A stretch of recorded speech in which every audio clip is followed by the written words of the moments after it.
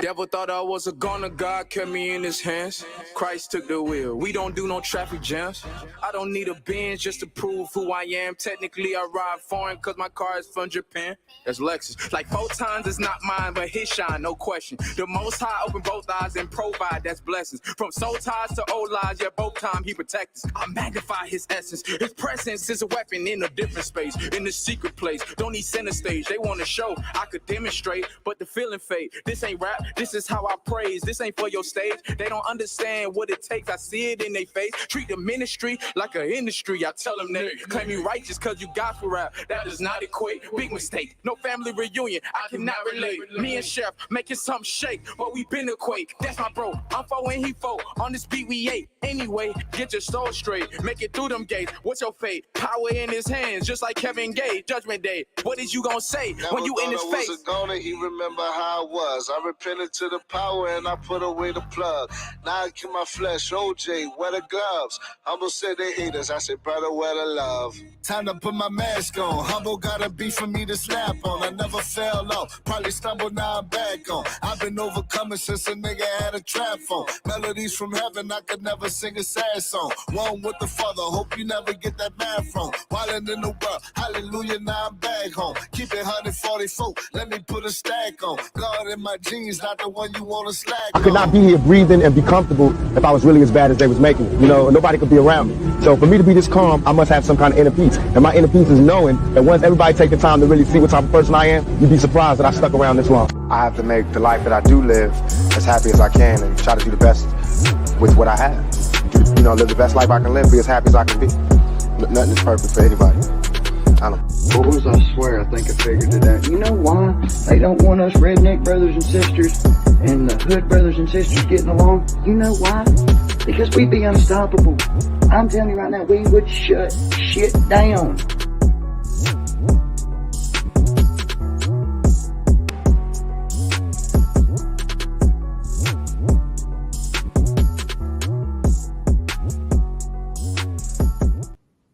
Yes, yes, yes. We will shut down if we unite. Blessings, blessings. Welcome to Uncensored Enlightenment Talk.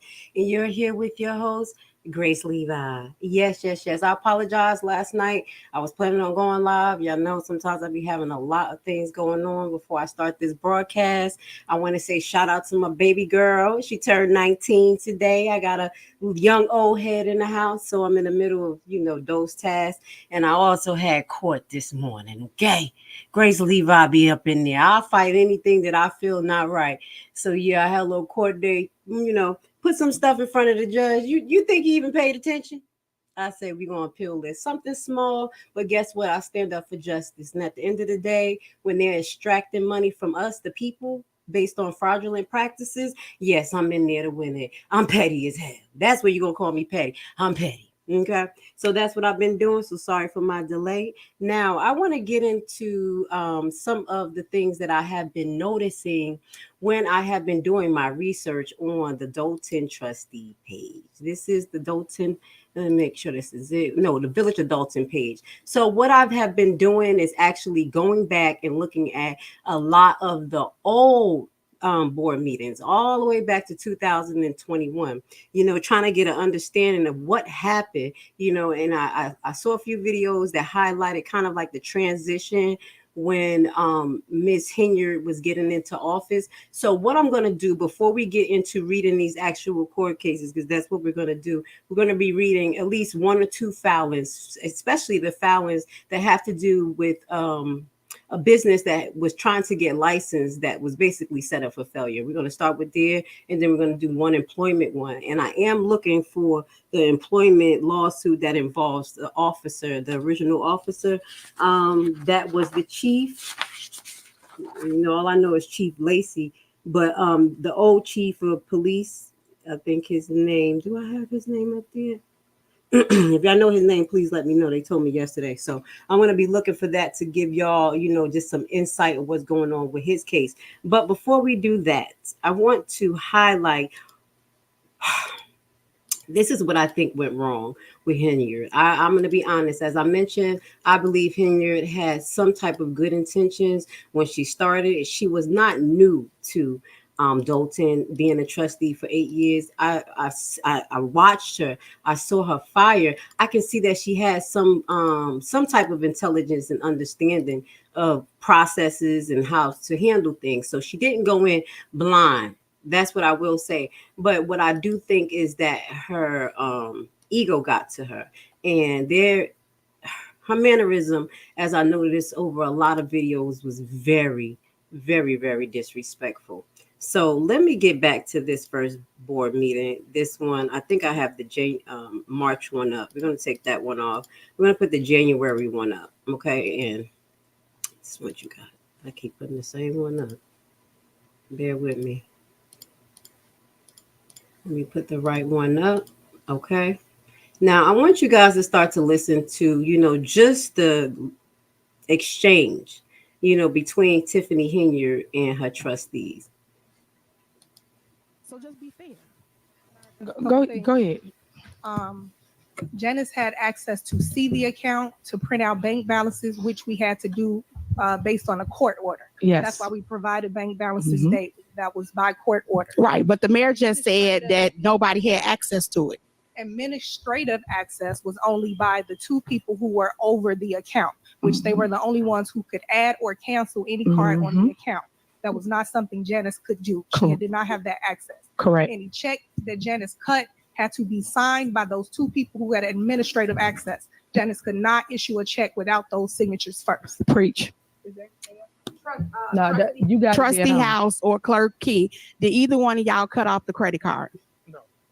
Okay, thank you. Email from the bank. Please forward the email to the Board of Trustees. You can have it tonight. I've been waiting on a whole lot of stuff. Okay, so I have a comment, Mayor. okay, go ahead. When we're talking about access to the banking information, myself and Clerk Key, checks were printed by the finance department. Checks were presented to myself and the clerk. We would sign the checks, assuming they were approved on the warrant list. Once the checks were signed, they were handed immediately back to the finance department. Now, what happened with the checks beyond that point was beyond Clerk Key and myself's knowledge. Some checks were released, in my understanding, some checks were not released. But that's past the point of our role in that process. Secondly, when we're talking about the credit card, I made no request to cancel a credit card. I would have liked to, I'll be honest with you, I would like to, but I made no changes. That everything was scrutinized through the court. If there was something improperly done, the court would say so. So there was no changes. And then additionally, when we're talking about credit card charges, in order to make a charge on the credit card, you have to have the credit card in your hand. So every item that we're talking about being charged had nothing to do with myself, had nothing to do with Clerk Key. It had to do with the card holder and the person that had the card in their hand. I didn't take any trips. I didn't fly anywhere. I didn't do anything that benefited Jason House or anybody else improper. Every charge we're talking about was done by the card holder. And so whoever authorized that, that's their responsibility. As Trustee Belcher mentioned, all we're really asking for is the documentation and the proof. Personally, I would say ask that it be put on the website so that way it's transparent, because we spend a lot of time in this meeting saying, I sent that, I didn't send it. At this point, please, anything you send to me, put it on the website, I'll get it for myself. Thank you. Go ahead, Tajani. So you keep saying allege. That's not a true statement. Allegedly, use it the right way, because when they give you the check, it's the items you voted on, Trustee House. And for the record, it's many a times this body, this board have voted for you guys to sign checks and you refuse to sign the checks at all. So when you state facts, state the truth, state facts that make sense. You're making up things that sound good for you or what you feel that you want doing or whatever with a credit card. Stop. It's all like a spin cycle up here. That's all y'all do. Y'all get up here, we put on a show for the outside world. But yet, if you guys want any information, I'm gonna say this and I'm gonna say it again. All y'all have to do is ask. All y'all gotta do is call me. I tell all y'all that. Don't none of y'all call me because y'all too busy fighting. Y'all too busy doing a smear campaign. And all you gotta do is call if y'all wanted any type of information, any. But no one calls my phone. We get to a board meeting and we sit here for hours going back and forth over, you said this, we doing this, this what's going on. This person got the car. Like, come on, stop. It's kiddie stuff. It's like, I'm over it. Like, stop. Let's move forward. And all I was stating is y'all making a show about something that's already approved and you pulling it out that's already approved. It don't make sense. It's for what? It's to chop up a video? What is for? Let me stop right here. Y'all can see I'm making a lot of faces, or maybe I'm hiding it. Just listening to Miss Henyard really kind of irks my nerve, the way she approaches the situation. Now, I just want y'all to listen to the basis of what I see as the problem. There's a lot of manipulation that comes from the way they communicate. Directly, Mr. House said, we are approving checks. The ones that we approve, we sign. It gets to, payroll's desk, and they don't get sent out. And we're getting calls about those particular vendors that we approve. Now you have Miss Henyard who wants to double talk, tricknology and come back and say, yeah, you're playing games, you approved things and now you're trying to take them back. And he said nothing about that. I want you to pay attention to the level of trickery that this woman deals with just in her general conversation. It really irks me. And then she's very condescending in the process, where she thinks that people are unintelligent and don't understand that she's just talking to the left. She's just giving filibusters, honestly. What she replied to him with had nothing to do with what he was talking about. So this was some of the things that I was watching as far as going back when it comes to finance, learning about their process, listening to these board meetings. And what I highlighted yesterday, again, I did not see Miss Tiffany at a few of the finance meetings. Okay, so for her to be so aggressive in the manner that she is ridiculous. And it makes sense, because if you have allegedly transitioned the authorization of these credit cards into your authority, you would not want people to see this particular information. So what really kills me is that she continues to say, call me, ask me. This is not how it's supposed to go. Everybody knows that it's supposed to be transparent. It's supposed to be either on a website or it was on an active it was like a share type of platform where they was able to pull it up, because I can see in different lives that they were able, he'll say, go to item 1, 2, 3, 4, 5. And then the trustee was able to do that. And then after a certain amount of time, this was stopped. So this was the level of trickery that these people have been going through, literally dealing with her. So I just wanted to highlight that, because we're going to be addressing back some of these financial topics that they were talking about. I am educating myself more on bonds that has to do with government bonds. I understand generally how bonds work, but why would they need a water bond and things like that, which had them in a heavy deficit allegedly. But one of the things that really stood out to me is that this water issue happened in Dalton is because they had broken equipment. And there was one of the lawsuits that I have seen where someone was suing about that, about the faulty equipment, her lights being cut off, her challenging bills, and those things are not being addressed. So there's a lot of issues going on in Dalton as we speak, and they continue to go through this. Now, I don't know if this gentleman is the particular gentleman in this said lawsuit that I'm going to read about a business not being able to open up because of their license, but I am going to highlight this particular situation that took place in March. And everybody watched it, and it really bothered me as a person that, a lot of us as minority worked on our small business, worked on our business these last couple of years, just really trying to put the pedal to the metal. So even having to learn the processes, pay for it, maintain our taxes, everything is hard. But to have someone forcefully and intentionally hold you back, that's sad. So let's watch this, because I think this is the gentleman or one of the business owners who came out and talked about their hardships of what they were going through.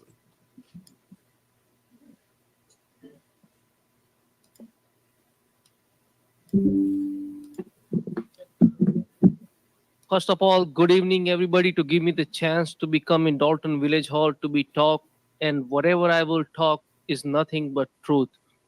I've been in this village been 10 years, Miss Mayor. I never have any problem to be disrespectful to my business, disrespectful to my neighborhood. I've been in this town been 10 years. And the way I have revoked my license, I've been paying my tax good. If I made a mistake, you have a chance to give me the chance to be, I can create my any mistake what I made it. I will try my best to be whatever the violation I have giving on my paper is nothing but the lie. They say every time we have 15 to 20 police car come over there and helping us, that's not good. They never help us like that. And we never expecting. The last time what they give me ticket for $750 to be two girls argument of outside of my establishment. And this is the reason I have to revoke my license. I paying every month $8,000 rent. I have only one child, which one I'm taking care of it right now. I'm taking care of the another kids. I run more than 23 family house in Dalton. You're ruining your own people end of the day.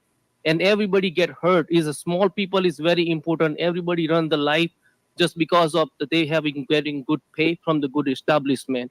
If the good establishment, good business not gonna come in the Dalton, how the Dalton gonna survive? That's all I want to talk. I just want to be a fair justice, and I'm not trying to lose, revoke my license. I work hard for my money, and you really work hard for your money. And when you have to lose for no reason, it's hurt. It's nothing but hurt. Thank you, guys. All right. All right, next. Next, like she cares. All right, I think that's the one that I wanted to show you about the business owner. Now that's going to highlight what we're going to get into. He's not the particular business owner, but I think he had like a liquor store or something like that. Now, this particular case that we're going to go into has to do with the gentleman that brought this against Miss Henyard in the township of Dalton, April 23rd, 2024. So this is most recently. We're going to get him off the screen and we're going to get this case up there. So we're just going to highlight, get to the facts of the matter. Is this it? Yes, it's Tyrone Isom Jr. This is the plaintiff. And as I told you, the defendant is Miss Henyard, as well as Mr. Keith Freeman and the Village of Dalton. Those are the main ones that we're just going to highlight. Now, I'm going to highlight just my opinion about Keith Freeman. I think, in my opinion, this is all my opinion, just from observing and listening to other people who had encounters with her, like her PR person, an administrator, Dr. Nikki, who we were on live with yesterday, basically said she saw a dramatic change in Henyard when Mr. Keith came into the picture. And I think, because I'm gonna be honest, I think she was getting down, you know what I'm saying, doing a pillow talk. I just gotta say it. And you know, she just got a little big in the britches, hot in the pants, and he was whispering in her ear. It made her very toxic. And what Dr. Nikki was saying is that he was telling her things that she can do with versus the things that she really could do. You know, just I think he was setting her up, or either way, he just didn't care. He was just someone using somebody. You see what I'm saying? So I think that's what got her in this situation. So a lot of business deals, I think, was incorporated with him as far as being out there talking to business owners and being that middleman. And I think this is how he got involved in this as well. So let's just get to this. I don't know if you're going to be able to see. I'm going to try to put it bigger on the screen. Get my little head in the corner. See, can we get to it? Do y'all want to see it more? Y'all want to just see more of me just read it? We'll just get it in. All right, let's get it. So these are the parties that we talked about. We talked about jurisdiction. Okay, factual allegations. At all times relevant, plaintiff Tyrone Isom Jr. was the rightful owner and tenant of property located. We're not going to highlight that. Plaintiff Tyrone Jr. met with defendant Keith Freeman, regularly planning to purchase 1031, the address to open a business. So Keith Freeman, as I stated, was her face, her middleman. Plaintiff Tyrone Isom bought the property to expand his business footprints as a long-time standing barbershop in the south suburbs. Now, what I was told about this barbershop by Dr. Nikita, that it is beautiful. I'm still trying to find the clip of who Tyrone Isom is. So if I do, I'm going to upload that on a separate video so y'all can see his testimony. So the zoning for the property was commercial and would have allowed the barbershop. Defendant Keith Freeman informed Tyrone Insom Jr. he will have his permit in a few weeks and would then get his business license. Plaintiff sought to obtain the business license in November 2022. I pause because it's 2024 and he just filed this. He has more tolerance than me. Okay, let me just move forward. That's a long time. For the limited liability corporation he formed for his location, that's being Elite Clientele LLC, based upon his reliance of the village administrator Keith Freeman. Plaintiff Tyrone got the runaround from the defendant Village of Dalton, but fixed up the property in reliance on getting the business license and based upon what he was told. So he was putting money into this. Inspector Carmen, and she's named in this as well. Executive assistant to the mayor, told plaintiffs she discussed his license with defendant Mayor Tiffany Henyard and was told by the defendant Tiffany Henyard that she did not want a barbershop. The building department told him orally on or about November 29th, 2022, that his application for the business license application would be denied based on their communication with defendant Mayor Henyard. Tyrone Insom and Elite Clientele LLC never received anything in writing denying his license application. Okay, so Carmen informed Tyrone Insom Jr. he should repair his roof. On November 20th, Tyrone Insom applied for a building permit, furthering improving the property. Money, money, money. That is a lot of money he's putting into this. Tyrone Insom agreed to fix his roof and apply for a building permit to repair the roof, confirming it in the email on November 25th, 2023. A building permit was issued on November 28th. See Exhibit 1. Again, plaintiff Tyrone Insom Jr. justifiably relied on what the officials of the Village of Dalton told him he would need to do to get his license. Therefore, thereafter, the plaintiff Tyrone Jr. was informed that defendant Kim Austin that the mayor refused to allow the plaintiff to have a barbershop and that he should put in another business there. Due to the money he had into the property, the plaintiff sought to put another business into the property. To obtain property of this property. Well, I don't know what they were trying to say, property like ownership. I don't know. Property of this property for which he was paying for. Plaintiff went to school training for micropigmentation, resulting in him paying fees for services, education, and equipment to learn this specialty. All right, the plaintiff Tyrone incorporated the LLC for his said business being Insom and Soul. So he was so adamant about doing this business that he was like, okay, we don't even have to do a barbershop. Let me just do something else. Micropigmentation. I guess he was going to do some skincare treatment, kind of convert it over. And this is ridiculous to me. Do you know how much it costs just to repair, have people come out and do estimates for damage or even renovations, and let alone a roof? And then you can see how time is progressing. This happened in 2023 from the start of the communication in 2022. So about a year later, he's like, bump it. I put money into this. I'm going to just try my best. I'm going to keep pushing. I'm having communication with Keith Freeman. I'm in there. I'm in there. This is going to happen. So the plaintiff was informed that he could not have his license because the mayor wants the property, according to line 30. And this was something that I mentioned yesterday. I was like, it's because she wants the property. You can tell how she moved and one of the things she talked about in the last meeting about, having the town buy real estate. That's something we're going to talk about in a little while. Okay. This lady lost her mind. And she's so out there that she will say these things knowing that it will be out in the public. If you have nefarious intent, I'm just being honest. Why would you say it? Just be a little bit quiet with it. But this is how bold and obnoxious she is. I feel so sorry for the town and these trustees that have to deal with this. Anyway, let's keep moving. The plaintiff had done everything the village has requested of him. The defendant failed to give the plaintiff's proper notice of denial of his application for the business license. The defendant, Mayor Tiffany Henyard, and Inspector Kim Austin have failed to give the plaintiff a hearing on the denial or either of his license application. The decision denying plaintiff his business license was arbitrary and corpus, okay? Frivolous, basically what they're saying. There was no justifiable base to turn down his application for the business.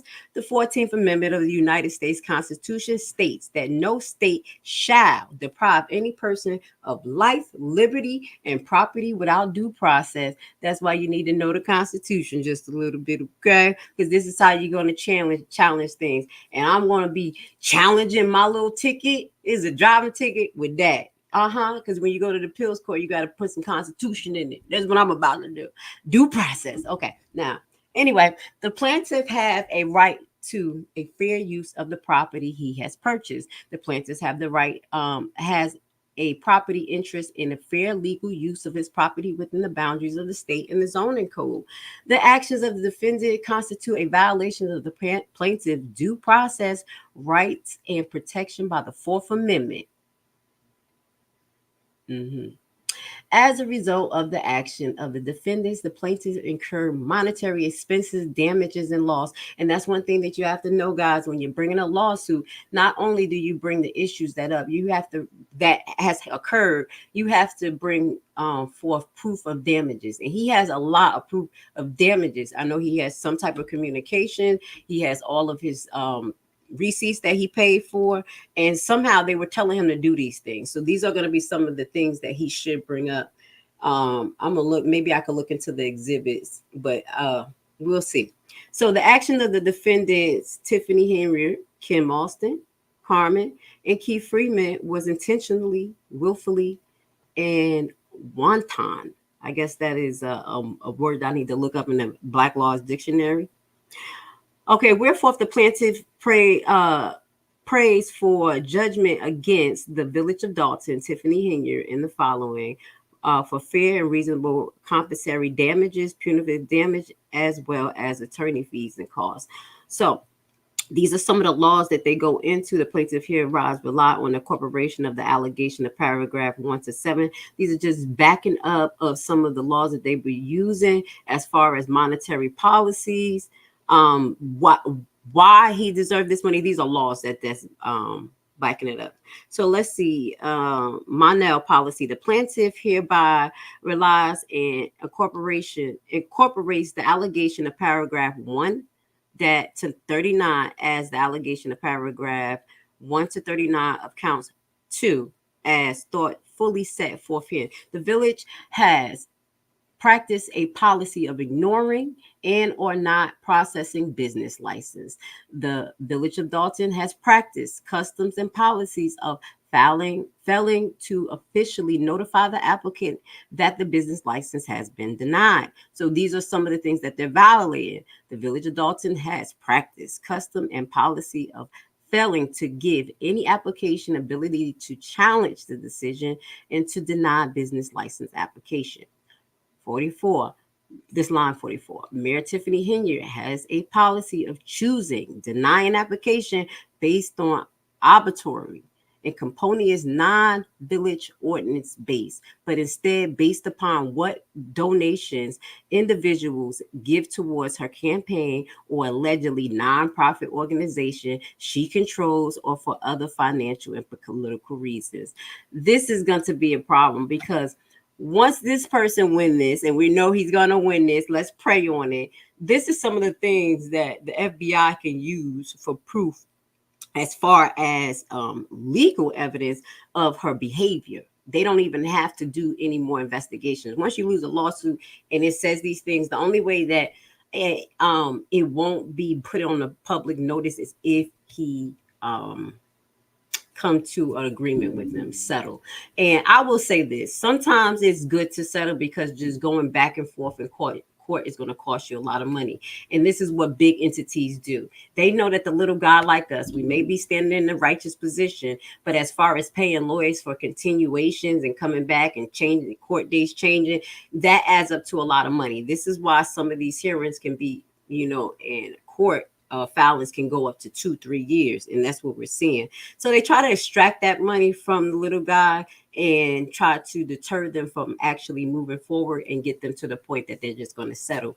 As mentioned in one of the board meetings, I think it was the one before, that they had to settle a lawsuit. She was like, yeah, you don't know, we just won a lawsuit. This is Tiffany Henyard. We just won a lawsuit, and we had, our amazing super lawyer settled, so that is out of our, issues. But when you settle, that means that you're paying.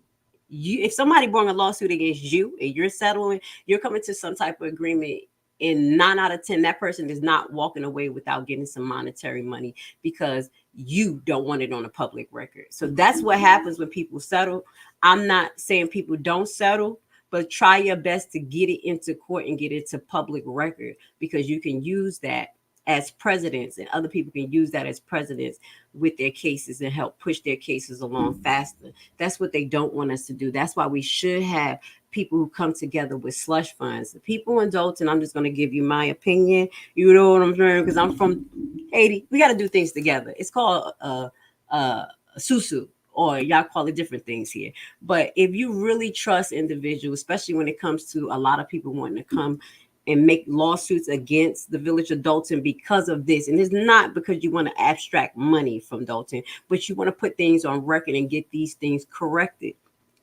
I just think that you guys should come together with a trust or some type of bank account that you all got. You have one person that's in charge of it. Usually you want somebody in finance, and they have rules and regulations, and y'all put money together to help y'all litigations, the business owners, people who have been sexually assaulted, those type of cases, all cases, because us as people, how do you come together? How do you not get all of your base resources taken away from you when you have a household income? So usually when you have a susu, if you have 30 people who put $100 in, you got $3,000. That $3,000 can go to start another person case. And if they're doing $100 a month, or every other month, just until they get to, because basically how the susu work, you'll say I need $3,000.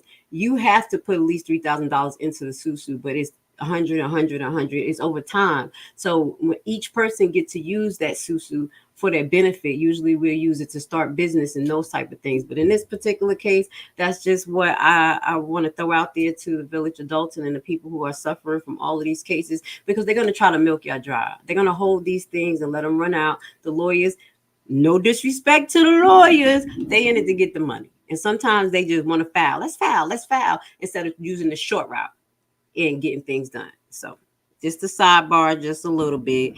I wanted to break down that to y'all. I do like law. I don't like it. I love it because I know that's something that we need to know to actually survive in this nation. This is what they use against us. This is what they use for us to govern us. So how don't you want to know law and be able to stand your ground when they're just literally extracting money from us, just making us pay taxes, tickets? Y'all see I got a problem with tickets, baby. I don't know what's wrong with them, these damn school zones. Let me get back to it. But I appreciate you guys being here with Grace Levi today and letting me go over this with you. I really enjoy this type of content. So, and I enjoy that you guys are getting into it. So let's get to the bottom of this, and then we're going to move on to one more suit that has to deal with employment retaliation. And we're just trying to see the other side. Well, we already saw the other side of Tiffany Henyard. It's just ugly.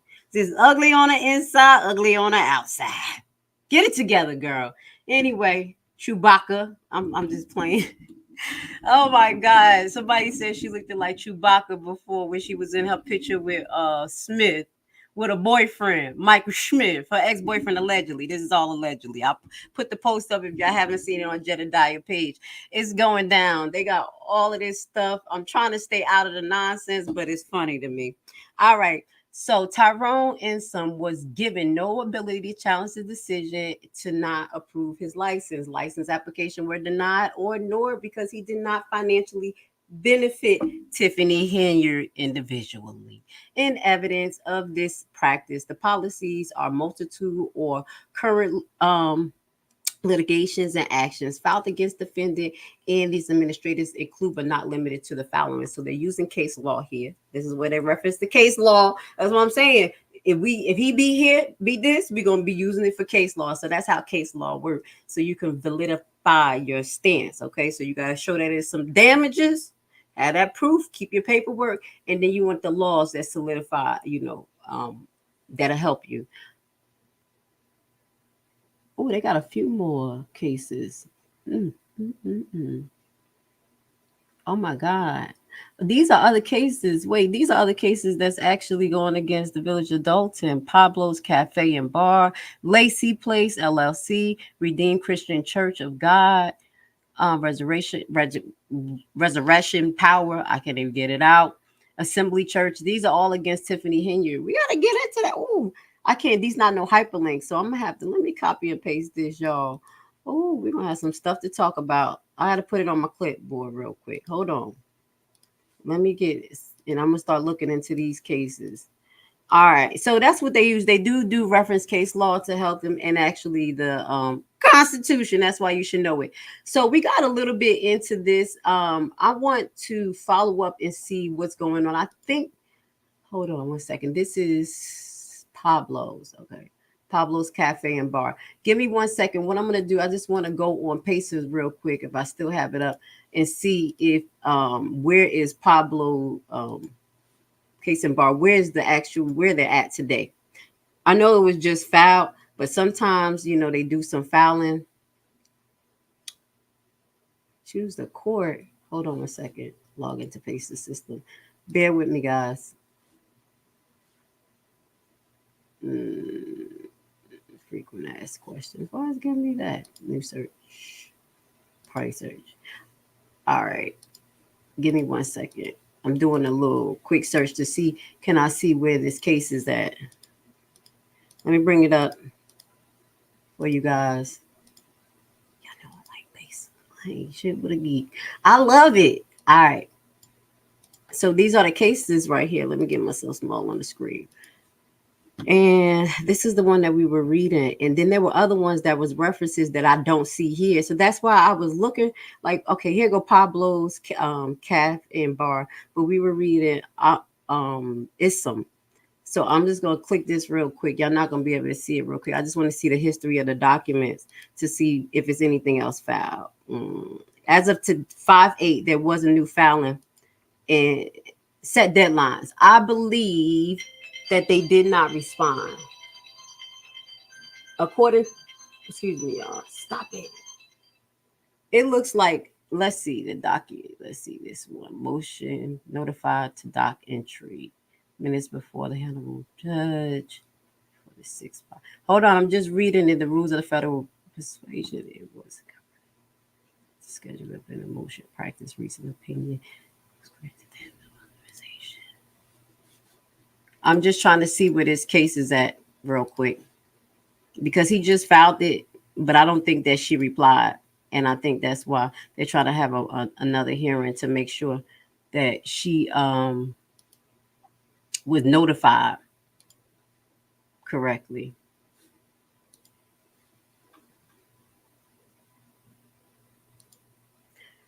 All right. Okay, so the attorney appears, they had the exhibit, other and set deadlines. Okay. We're going to follow up. So they send some deadlines. I think they're going to have to bring some more proof and deadlines of when they're going to have, like, decide to have hearings or a court date or actually move forward. So we don't know if they're going to talk about settling here or move forward to an actual trial. Most likely, I do think that they're going to do a trial here. So thank you for bearing with me, y'all. I'm going to take some of these things off my screen because it'd be so much and make me confused. All right, so that was Tyrone. We're going to move that down and we're going to move into, I think I got Pablo's Cafe. Let's pull up Pablo's Cafe. Let's see what's going on with Pablo's. We got it up. That's ridiculous that they have to go through this. Spend their money to try to get their businesses up and going. All right. So this is Pablo's Cafe, and I believe this was filed 3-1. So all of these was filed about in March. That's when people pretty much got tired of it. And you think that's the gentleman who we just saw? Because he didn't tell us that his name was Pablo, but it could be him. Let's get to it. So this is the complaint. Jury trial. They already jurisdiction. That's the venue giving them jurisdiction over the case.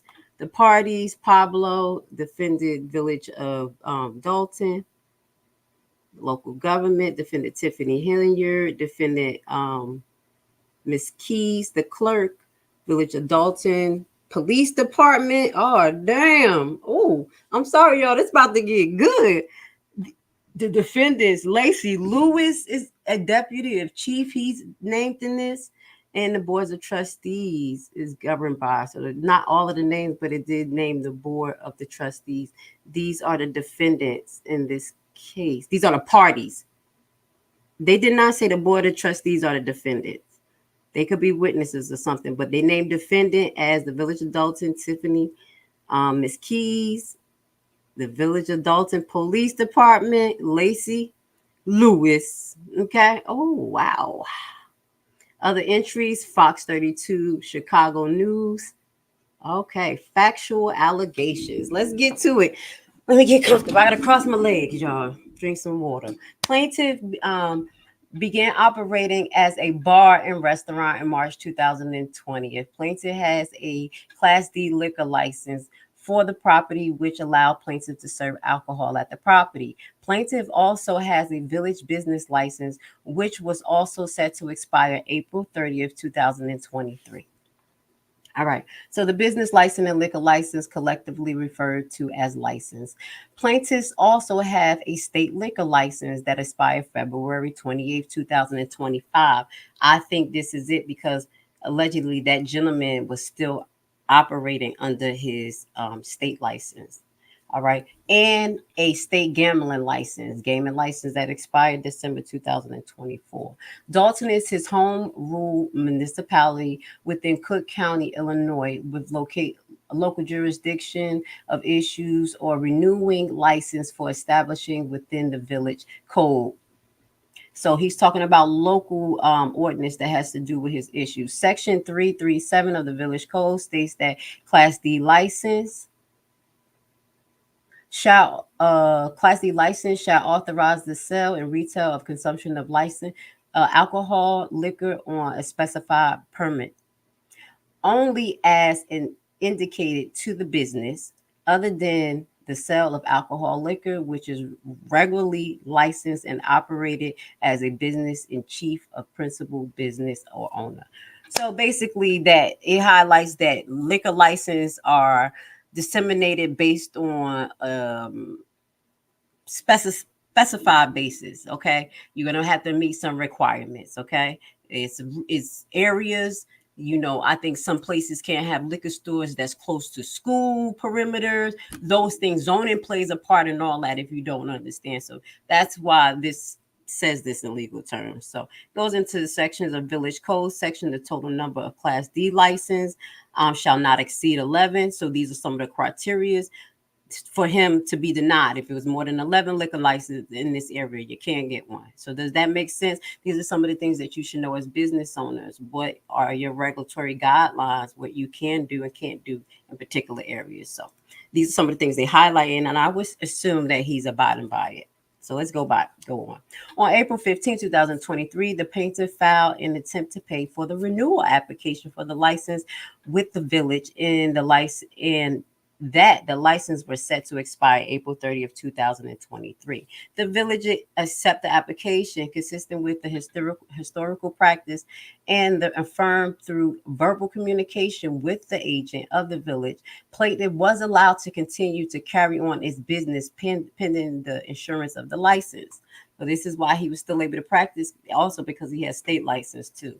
In May 2023, one of Pablo's managers, George Michi, placed several telephone calls to the village to inquire about the status of the license. On several occasions, representatives of the village did not answer the call.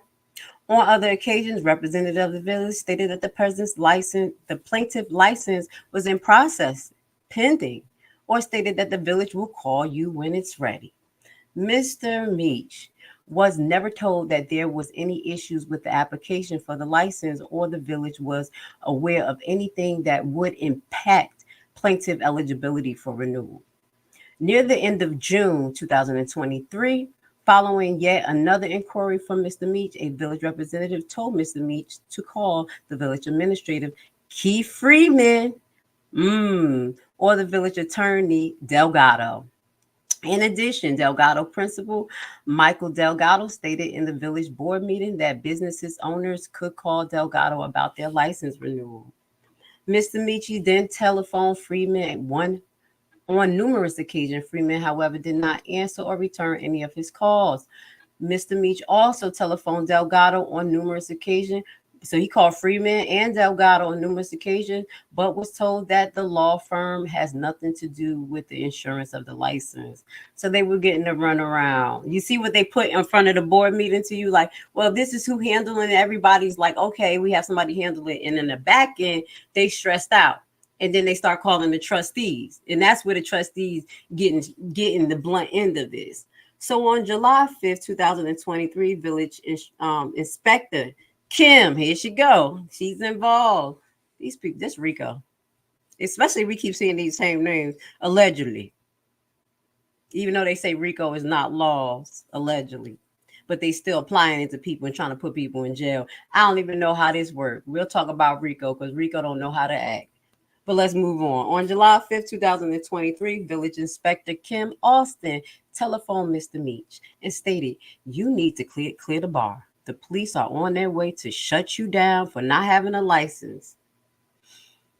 20 minutes after Meach received the Alton police call, PD officers Jermaine Lee and 4 to 6 other police officers arrived at the property.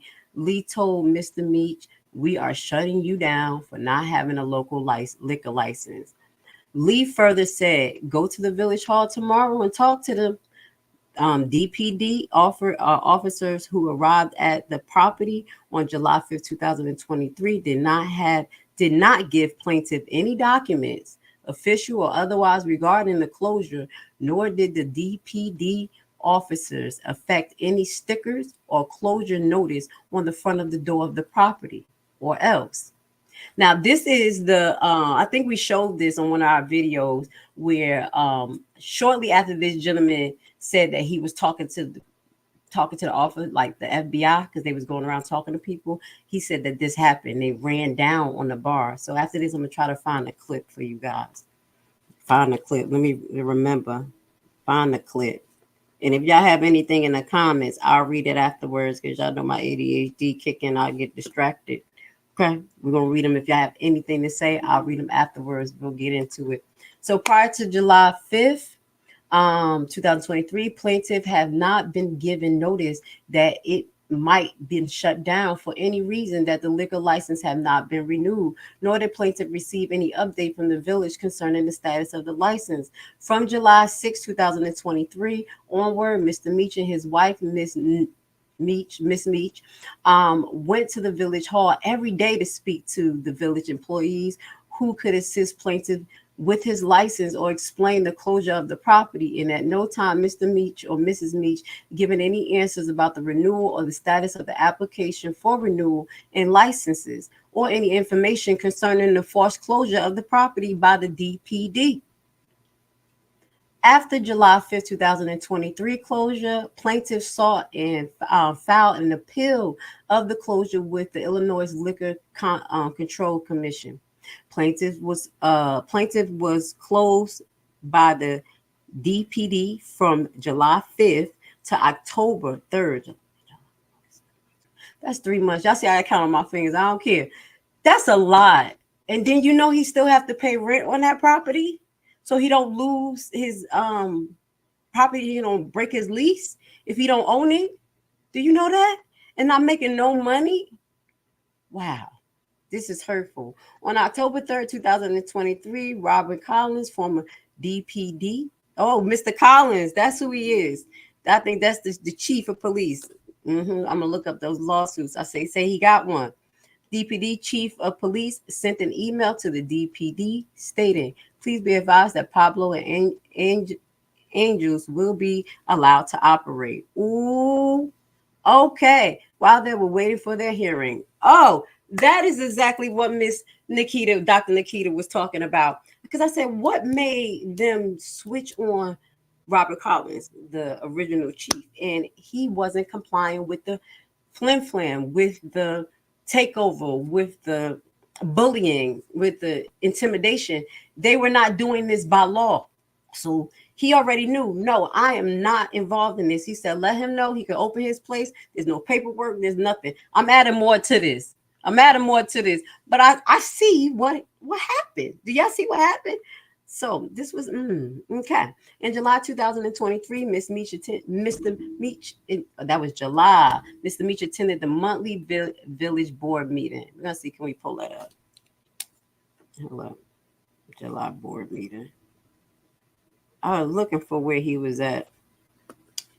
Henyard was present at the July meeting, and at this July meeting, Mr. Meach asked Henyard about the status of plaintiff license.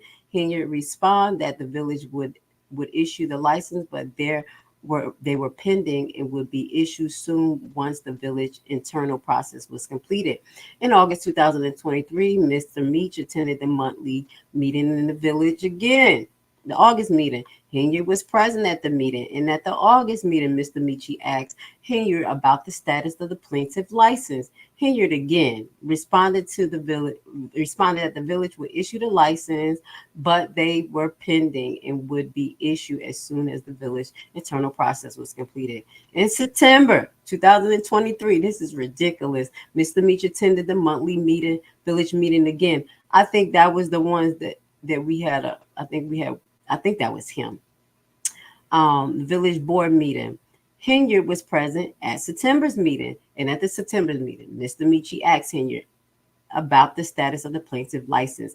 Henyard again responded that the village was issuing the license, but were pending, and will be issued based on the village internal process was completed. Again, giving him the rigmarole, the runaround, the bullshit, the 52 fake out. This man has a lot of patience. Grace Levi don't. I'm writing letters. I'm writing letters to everybody. I'm taking it to the governors. Everybody being CC. They're gonna be like, who this crazy lady? Baby, you gonna know something not right. You're not gonna stop mine. He has a lot of patience. Okay. You see how long this process been going? Okay. In October meeting, Henyard was present. In the October meeting, Mr. Meach asked Henyard about the status of the plaintiff license. Henyard agreed, again, responded to the village, would issue the license, but they were pending and will issue based on the process. April 30th, 2023 to November 2nd, 2023, plaintiff license were not renewed by the village.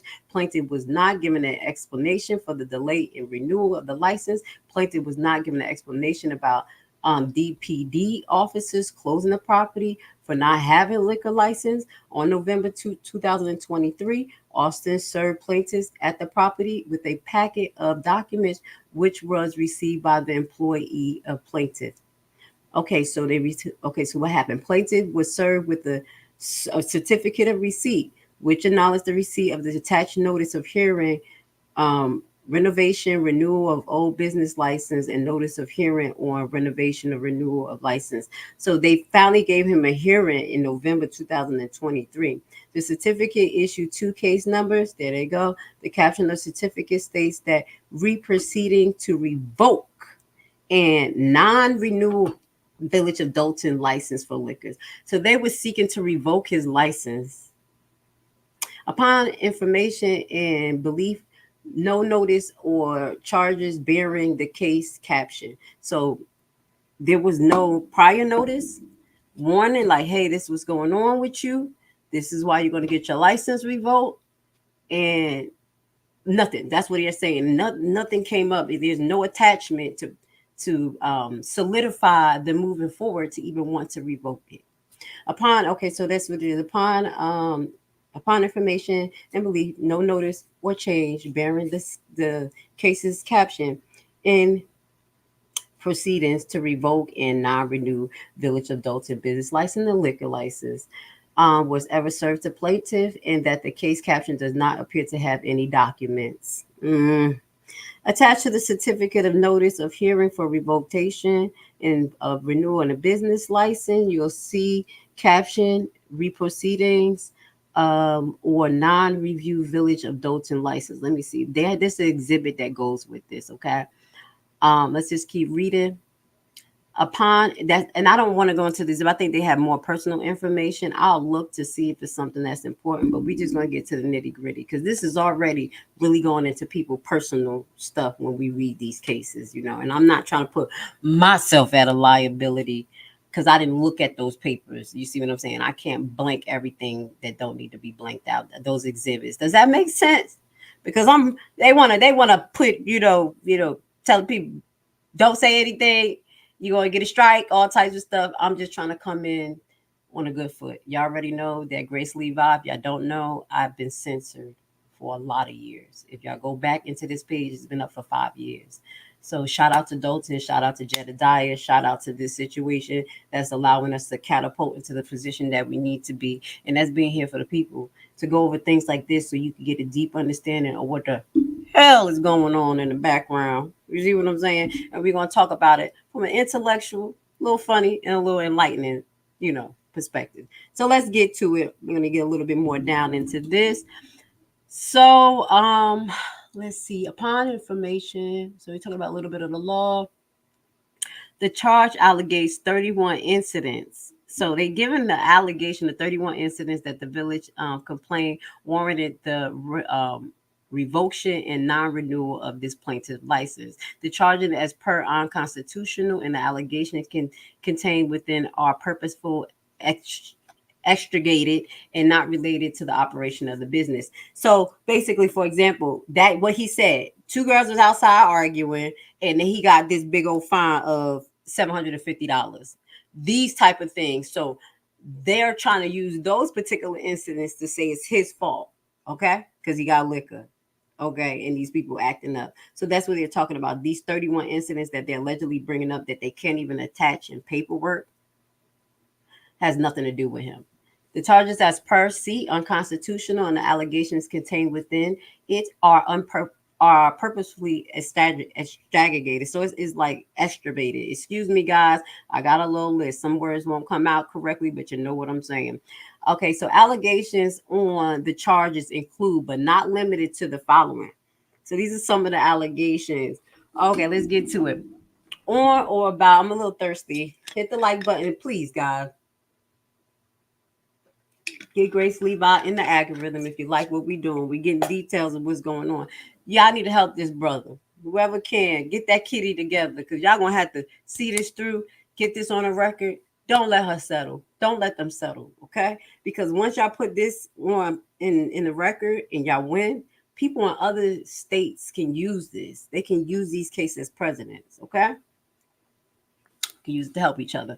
So, on or about March 6, 2023, a woman complained to the village police that she was being threatened by a subject at the property. She was in the parking lot and it said subject threatened to shoot her. The call was determined to be unfounded. Okay. On and about the same day, January 28th, 2023, officers also received reports of shots being fired at the property. Upon arrival, a witness informed police a car drove past and was shooting in the air. On or about January 5th, 2023, a female called the police, asked for assistance because she forgot where she parked her car. She sounded highly intoxicated. I'm reading it because y'all know this is some nonsense, right? I'm reading it like that. A friend eventually found her in the vehicle. On or about December 8th, 2022, the village was notified that an employee of the plaintiff was having an anxiety attack in her car. Lastly, on or about November 1st, 2022, the village performed a wellness check for a woman who had a seizure. She refused medical attention. These are some of the incidents. I can keep reading. On or about August 30th, 2023, a woman alleged that her child's father was inside the property with her 7-year-old daughter. The complaint further reported that her child's father was harassing her and trying to take her keys. On or about the same day, June 18th, 2022, a woman complained that the security guard at the premises threw her to the ground and she feared for her life. This woman was determined to be unruly patriot and had been drinking. Okay, so these are some of the things that they had charged this man with. Obviously, you see, that has nothing to do with him. Maybe it had to do with the liquor he sold, but if you decide to drink spirits, you're going to act a fool. That has nothing to do with the liquor store. That means that we can blame the liquor stores and the gun manufacturers on, the tragedies that they cause. Yeah. Sounds not about right. Now, the village has a infinite number of about 11 Class D liquor license. See the village code, so 11. Upon information and belief, the village liquor license have all been issued as such. No new Class D license have been issued unless the existing Class D license and non-renewal is revoked. Plaintiff, despite requesting Henyard and Henyard office, did not donate to Henyard in the most recent village mayor election. Ooh, they're putting this on record. The FBI gonna use this. You better not settle. They still could use it. It's just not gonna be on public records for us. You better not settle, okay? Because you acquiesce to this shit right there. So upon information and belief, Henyard has a pattern and practice of non-renewing or moving to revoke businesses license or liquor license from her political rivals, those she views as disloyal and those who did not donate to her mayoral campaign or foundation. Upon information and belief, Henyard is seeking to revoke plaintiff liquor license so that Henyard can issue the license to her cousin. Wow, Kamal Woods. Woo, this getting a little spicy. I knew this was gonna get a little spicy.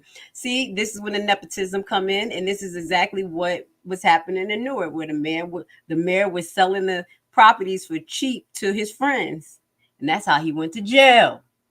Don't worry, Dalton. She set herself up for failure. So Kamal Woods, you wanted everything that he already built up, everything he fixed in that place. That's what you were trying to do. That man spent thousands of dollars there, and you tried to take it. Dirty, rotten scoundrel. Let's get to it. So upon information and belief, Henyard is seeking. So this is just circumstantial. Okay, that's why they said information and belief. Henyard is seeking to revoke plaintiff liquor license so that Henyard can issue the license to her cousin, associate Kamal Woods. Upon information and belief, Woods is currently developing a commercial real estate project that will require a Class D liquor license. Upon information and belief, Henyard's cousin is currently developing a commercial real estate project that will require a Class D liquor license. Upon information, the belief Henyard is seeking to non-renew or revoke the plaintiff's liquor license for one of the three reasons, all which may be true. One, so Henyard could issue the license to the entity owned or controlled by Mr. Woods and her cousin in retaliation to plaintiff's refusal to donate to Henyard's mayoral campaign. And three, so that Henyard could somehow profit from issuing one of the village infinite number of liquor license. So either way, she was going to issue it. And it sounds like she had a plan for that property. I'm telling y'all, Grace Levi's psychic. I'll be putting context clues together. I'm like, yo, she trying to take people property. And the bad thing is that it seems like the people are fixing it up a little bit or trying to, and they're putting money in it, and it's like they want to scoop it right from under them. That's terrible. Terrible. Regardless of Henyard's motive, Henyard used the charge of non-renewal or revoking plaintiff business license to cause a recondemnation to the render, recondemnation, I do apologize, to the render as both of plaintiff license without Henyard first holding a hearing as the local liquor commission regarding plaintiff liquor license. So before revocation can go, you have to have a hearing. Also, you have to have some evidence. And what she brought up was no evidence. What they had, they just probably had a list of some things, but they didn't have any paperwork to circumcise what they were saying, why they weren't renewing his license. The village initially did not serve plaintiff with a notice or opportunity from hearing regarding plaintiff liquor license, so that Henyard could use the remedy regarding plaintiff business license to use or misuse her authority as a local liquor commissioner to revoke plaintiff liquor license without a hearing or requiring the village code section 3-317.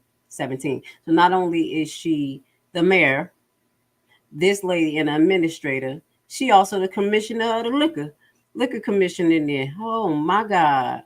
How did she get so far, y'all? That's what I told y'all. She's not dumb. Do not think that this young lady is stupid by far. This is how she's been getting away. And I do believe she has connections. It makes sense. So attorney Michael Casper was appointed as a hearing officer for the proceeding. Upon information and belief, Henyard appointed Casper as the hearing officer. Delgado acted as the attorney prosecuting the charge on behalf of the village. I do apologize. Casper has previous representative Henyard personally and has acted as lead counsel in matters Henyard versus municipal office of Village of Dalton. This was 2022. I wonder what that's about. Casper did not disclose his prior representation of Henyard to the plaintiff, and the plaintiffs filed a motion for disqualification. Casper as a hearing officer as soon as it was discovered. Good job. There go the setup. So Casper was assigned to be the hearing officer, and as you see, he used to work with Henyard. He used to represent her, which create a great line of bias. Great job for you guys going back and really doing your due diligence, because these are some of the things how we get the wool pulled over these our eyes. These people are connected. So Casper denied the plaintiff motion to disqualify on January 2024. Casper also has a co-counsel relationship in other matters with Delgado, which Casper also failed to disclose. Casper and Delgado principal Michael Delgado served as town of Trustee. Y'all know what that is? That's another town out there. Casper and Delgado acted as co-counsel on, including but not limited to, La Plata Sorrel Inc. versus Town Sorrel. So it's some business out there. So they're highlighting a case. 1, 2, 3, 4 cases that Casper and Delgado was in it together. And these are the same people who Henyard put over this case to revoke this man's liquor license. She said, I was going to win by all means. Upon information and belief, Casper and Delgado was both hired in 2022 by Elk Grove Village regarding an anonymous billboard. Another connection. A hearing was held on the charges on January 26th to revoke the non-renewed plaintiff business license only. Plaintiff has not yet received a hearing transcript because he probably is going to appeal it.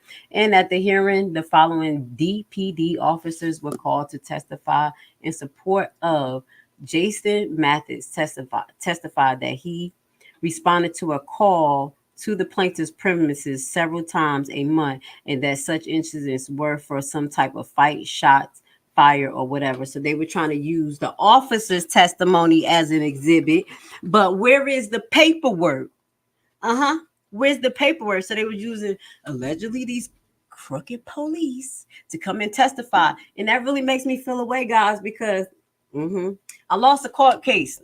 It's all tickets, y'all. I'll be fighting tickets. And because the officer made a testimony, I said, we don't have any evidence here. The officer's testimony is just as good as evidence. Excuse me? So my testimony should be good as evidence. Oh, Jesus Christ. So that's what they were trying to do here. Crookedness. So it says Kaylin Clerk testified at the hearing, but her testimony was not addressed in the revocation order denied. So I don't know. That's the clerk. She's probably talking about paperwork. Testify. Okay, so this was Hera Harana, please excuse my pronunciation. Harana, this is another individual, testified he went to the property more than 10 times in 2023. This must be another officer, and responded to incidents that took place in the parking lot. These are other officers. These officers' testimonies. And I want to see the paperwork. I don't care about your testimony. So all the rest of them is officer testimonies. I'm not trying to read that. I know I sound a little bit biased, but at the end of the day, if you're not showing the paper and these calls coming in with transcript, I'm not trying to hear it. All right, so let's go into what else. So upon information and beliefs, the testifying officers did not testify as any specific date, times, names of complaint parties, of any other relevant foundational information that would support the testimony. You see why I didn't even read it? I figured I'm not about to waste my time. They didn't have any paperwork. But they was here and thought that just on the validity of their words, that they were just going to be okay. So majority of what the testifying officer testified to occurred in the parking lot of the property, which is located in multiple business commercial strips, malls, or general vicinities and streets in front or behind of the property. Upon information and belief, clerk testified in a manner that was completely inconsistent with the testifying officers. So that's why they want to hear what the clerk got to say. She was telling the truth, stated that she either did not remember any of the incidents that Delgado inquired with her about, or those instances did not occur. Mr. Meach also testified at the hearing and testified that the police were only present at the property 10 or 12 times per year. On February 20th, 2024, Casper issued a recommendation under the case number to revoke plaintiff business license. Casper, biased, crooked, that was working with Henyard before. This is who revoked his liquor license. On February 20th, 2024, Casper also issued a recommendation under the case number 2023 LL10 to revoke plaintiff liquor license. Liquor recommendation attached. Casper issued the liquor recommendation even though no notice was served for the case number. Hearing only concerned plaintiff business license, and the hearing was never held in front of the local liquor commission to revoke plaintiff liquor license. The whole was a sham. It was not handled right by law, and that's the same thing. That's what the trustee has been complaining about. She is not following administrative procedure. This is one of the things I just want to explain to you guys. A lot of criminals beat cases because of administrative procedures, that they're supposed to file papers at certain times. Certain particular papers supposed to be filed at certain times. Certain case references and evidence is supposed to be filed. Like, let me give you an example. The Tasha K thing with her and Cardi B. Why she lost her appeal or power filing, because that the person who filed it didn't file the paperwork right. And they also did not put on public record that they would appeal and didn't get that on the transcript. So with certain things, that's called administrative process that must occur for these things to be legal, or they're going to be voided. It's what Tiffany Henyard, what I seem to notice is what she's doing is she's not following administrative protocol, and that's what's putting her in a bind. She just don't realize it. She thinks she can do what she want to do, but she's fucking up. Okay? He's going to win this case. My. So, although the recommendations did not reference the testimony of the clerk, because the clerk told the truth, she was like, I don't know none of this. I don't know what the hell they're talking about. They making stuff up as they go, allegedly. So Ms. Meach's testimony and the clerk testimony both contradicted the testimony of the testifying officers. Casper found Mr.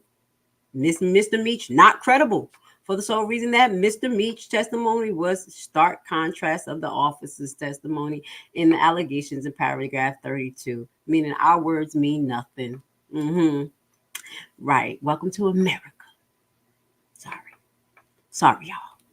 In other words, Casper would not find Mr. Meach credible unless he testified consistent with the charges.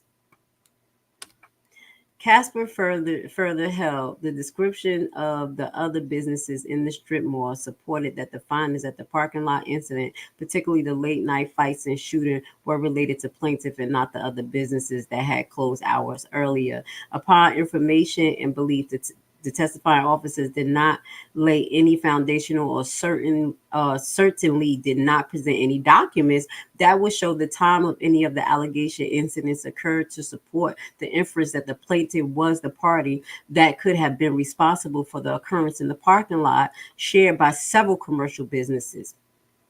Casper concluded that in order for Mr. Michi's testimony to be credible, the hearing officer will have to conclude that the village and each of the testifying officers were completely fabricated. Much of the allegations against. So he said, you gotta be lying, because if I say that you're telling the truth and the officer's telling the lie, I'm saying that they fabricating. And we can't put that on record. We can't put that all of these officers fabricated, because that will make any case that they ever testify for prior will be able to be challenged. Do you understand that? This meter freaker, I'm sorry, this is so crooked. This is how he found that his liquor license should be shut down, because he didn't testify in concurrence or exactly what the officer said. This is an example of being railroad. Pray for Dalton, y'all. Pray for Dalton. Could y'all handle this type of stuff? Could you endure this? Especially as a business owner, you don't work for nobody. This is your primary income. You got kids in college, kids in school, things going on, insurance. Could you handle this pressure? Man, I've been stressed out. It's making my stomach hurt. My stomach cramping up, feeling upset right now.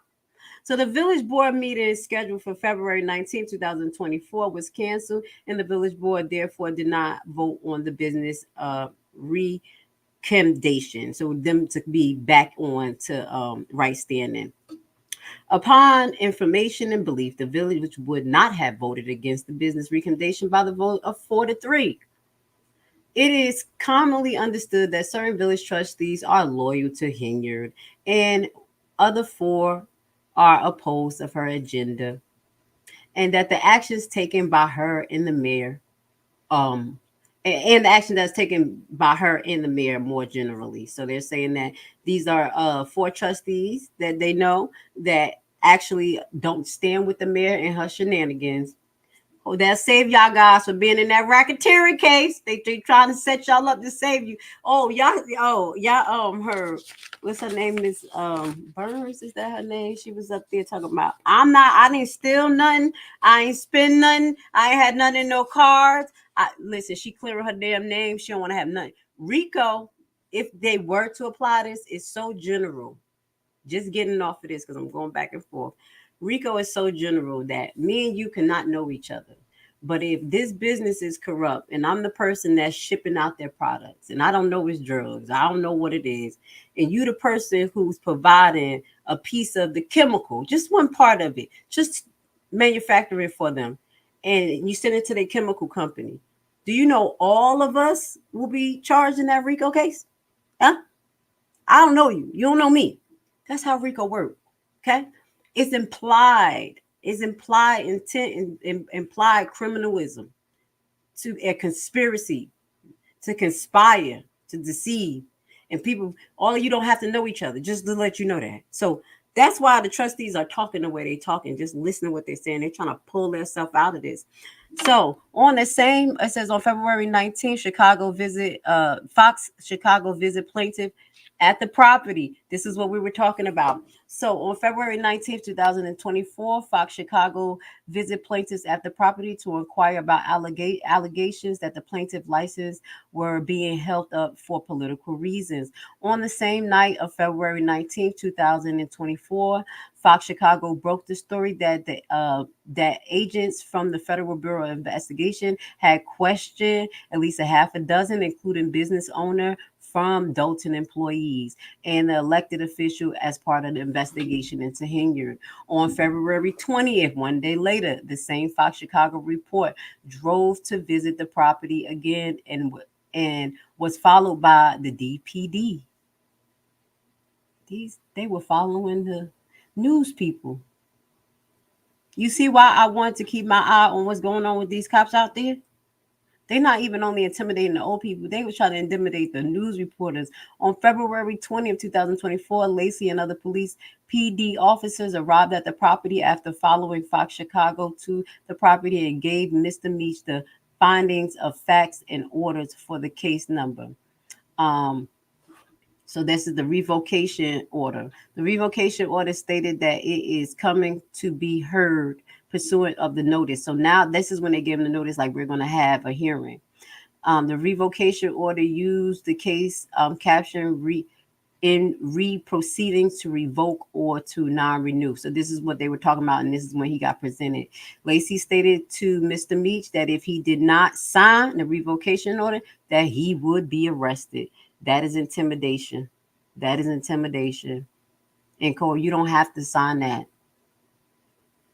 Yeah, they can't lock you up for like, sometimes you like when you don't sign the ticket, they say they can either bring you in to see a judge right away. That ticket is in exchange for you having a direct hearing. But that's a I don't even think tickets is criminal violations to me, but that's what they consider it. This is not a criminal violation, so I don't even understand why they would threaten to arrest this man. So the revocation order was signed by Henyard and pursuant to authorization of revocation pursuant to the village code. So this is the revocation appeals that he put in for his liquor license. The revocation order attaches the liquor recommendations, what they recommend him to do. I think we're going to do a part 2 to this because I did want to get into a little of the employment hearings that we saw, some of the cases that we saw from them. How long we been live, y'all? Almost an hour. Oh my God, hour 16 minutes. Let's get into some of these questions, y'all, because I'll just keep on reading and getting into it. Which I gotta say, let's start at the top. Okay, it says, "Hey, Jessica, blessings to you." Okay, it says, "Watch her boyfriend at Monday's recent meeting pull a man off to the side, asking him to speak away from the cameras." Who her boyfriend? Keith? That piece of, he seemed to be threatened, and that's what they're doing. They even did it in the Thornton Township meeting, but they didn't do it as blatantly. I was watching the last one. I'm about to start reporting on them too, where the gentleman was at the podium, and then they had one young boy. I'm calling him young because he got the little big clothes on and stuff like that. Whatever. He probably an old man dressed like one of them hoodlums. It is what it is. And he was standing there staring people down and shit. Everybody just. So they were using those type of intimidations too, as well. So I agree with you, Honeymoon. This broad is using every type of tactic to shut people up and intimidate them. Sorry, I meant to say threatening. You straight, Honeymoon. I noticed that too. Lori C33. Wish we knew what he said. I wish. I'm gonna look to see if Illinois is a 2-state recorder or a 1-state recorder. Because if it is a 1-state recorder, y'all need to start recording everything. Everything. 1-state recorder means that if you have a conversation with somebody, you don't have to tell them that you're recording it. Georgia is a 1-state recorder, and I don't mean to be funny, y'all, but I record to keep my evidence. Okay, I'm not trying to use it against people all the time, but around and find out. You better remember what you had said to Grace Levi, because I'm like, beep, I'm in Georgia. All right, so her days are numbered. Yes, and I do believe that people are going to vote her out. I pray that they pull her out of position based on some type of law or something, but it doesn't. Let me shut up. Let's keep hope alive. Just know the best thing is to get her ass out of that seat. Unask that seat and save Dalton. The guys were trying to open the cigar lounge. Said he has the woman who was the code enforcer on tape extorting him for not donating to Tiffany campaign. And that's probably some of the exhibits. This looks like it's going to be long. I think that's where we're going to begin. And I think that's probably some of the exhibits. I'm going to look into it to see what it is, because it's going to take me a little second, and I don't want to hold the live up. I really want to disclose the right things. Okay, guys? Trying not to get myself in trouble. Y'all know I'm in the beast too. I got a license to protect.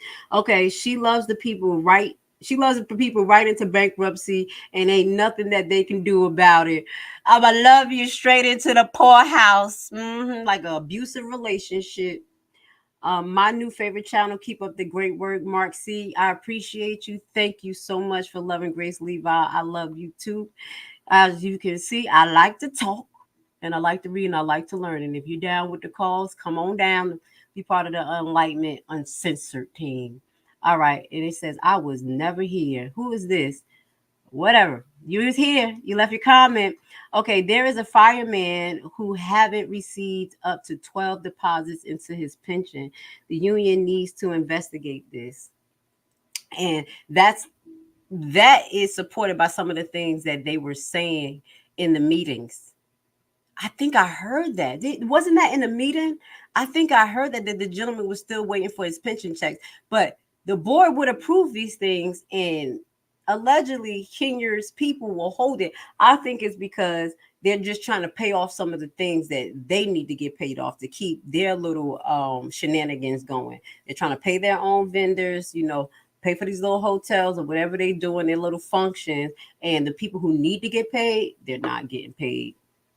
So I hope she can report that. They need to report it to the Attorney General. I don't care. And if the Attorney General be like, well, it's not me. Well, who can I report it to? Because I'm reporting to everybody. Better Business Bureau, Attorney General. Obviously, the county is like a business. Now y'all see that every state and government runs like a business. And we got a constitution, right? It's a big old business. I'm gonna shut up. So Keith Freeman, no D in his last name. Keith Freeman. Y'all gonna be correcting my pronunciation this whole damn time. Go ahead, keep on. Y'all know I'm from Newark. I got a little Haitian in me and a little dyslexia. But I'm gonna tell y'all, we're gonna get to the facts. So thank you for the correction. I know that can be annoying, but you're here for it. How about that? Okay, so Village of Dalton people, 15,022 Lincoln Avenue, Daltontown, Illinois Construction Company. What is this? Tiffany Tahoe Business Building 5. What is this? Let me find out. Somebody dropped the dime. Woods following. Okay, so LLC Woods following the People's Money location. Okay, Dan, I don't know what you're talking about, but if you got some information for me, send it to my inbox. Go to that page that on YouTube that's going to give you details about my email because it's kind of long. Tell me what you're talking about. I would like to know because I need more to go into detail to actually research. I can pull people. I can go into the IRS and look at old business filings to see how much they made, if they filed for bankruptcy. But if you know a little bit more than that, hit me up so I can put it together, okay? I see, we want her going 2 weeks after she was elected. It looks like it because I started about 6 months after everything started happening, and literally her and the trustees were going at it 6 months already saying, well, people, we're going to get it together. We're going to stop bickering. But that same commentary was given before with the other mayor. So I'm just letting y'all know this didn't stop. This didn't start with Tiffany. It got worse. It got worse. Good afternoon, James. Blessings to you. Thank you. I appreciate you, James. Don't be flirting with me. Don't be flirting with me. Okay? Stop it. Don't make me blush. Okay, this is Keith. The last comment. The Attorney General is connected to them. And I think that is what Dr. Nikita was saying yesterday. I do agree with you that she has plenty connections. That's why I say it's either voodoo or she got a cloak over her. Somebody's protecting her. There's no way that she's able to get away with blatantly doing things like this. You're not even following the standard protocol to serve someone with a revocation of license. This is standard. This is standard. These are the things that she's doing. So we're going to follow up with this because there's a lot more to this. We're on page 18. This goes to 22, but this is actually the first filing of it. Now, let's see, can we get into some of this employment thing? Today, what time is it? It's 2:00. Y'all got to bear with me. Today's my daughter's birthday. I'm going to be taking her out to lunch and dinner. She wants to go look for a job on her birthday. She just ain't no joke. She got to get her ass back to college. I was like, go look for this job and then we'll go out. You know what I'm saying? So that's why I'm here. I'm going live now. Like, we just going to get it in. All right, let's see. Lacy Place, Village of Dalton, Lacy Place. That's another place. Let me see. Where's my employment ones? Give me a second. Let me see. Can I pull something else up? I got to go back on to this page.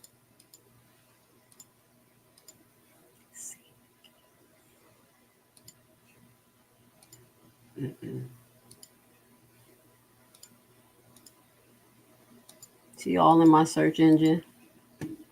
Tiffany, I know she like, fucking, bitch, I hate her. Tiffany probably hate me. I'm coming for you, baby. It's all about exposure. Stop it. Y'all see how that jumped off the screen? Did y'all see how that jumped off the screen? This is what happened when I start talking about Tiffany. I had it popped up and it went right back. I ain't about to play with y'all. Y'all saw that? All right, let me try one more time. This is what be happening when I be searching her name and stuff. Y'all saw how that popped off the screen, right? It just jumped back. I ain't scared of you. I ain't scared of you, Tiffany. All right, let me see if I can find something else. Which one did I read already? The more I pull these up is basically the more I'm paying for it. So this is Lacy Place. These are some of the ones that we're going to read as far as the bars, Redeemed Christian Church. Is this Tracy? Which ones did I read? Sims.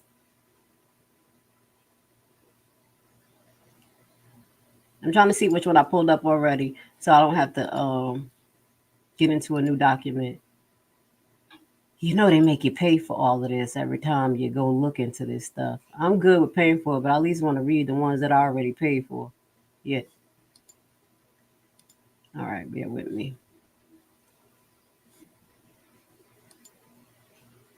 Give me a second. It's pulling up. Cross your fingers. Let's stop saying her name so we can get through this live.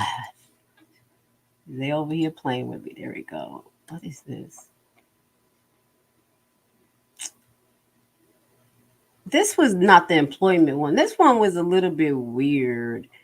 I was reading this.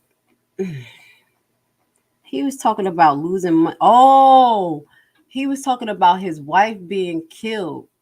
And this was a little weird. It's a civil complaint. We're gonna look at this. We're gonna look at this a little bit later. I'm sorry. This gentleman was talking about his wife being killed, about them not disseminating her property correctly. The family stealing $20,000 from him. This one was a doozy. This was something that was supposed to be on Lifetime. I was like, what the hell is this? So he's trying to sue them for suffering and damage. That's the Sims one. Let me see if I find one more before we get off of here, y'all. Let's do the Lacy and Pablo, and then we'll do the employee. We got it already pulled up. How about that? Then we'll do the employee ones. I'll change the topic, and it'll just be blocking businesses. Blocking businesses. So LACEY'S Place, LLC. Do y'all see it on the screen? This was filed February 1st, 2024. We're going to get into the basis of this, and then I'm going to kind of try to finish up the live. Wait a minute. Hold on, y'all. Where's the rest of it?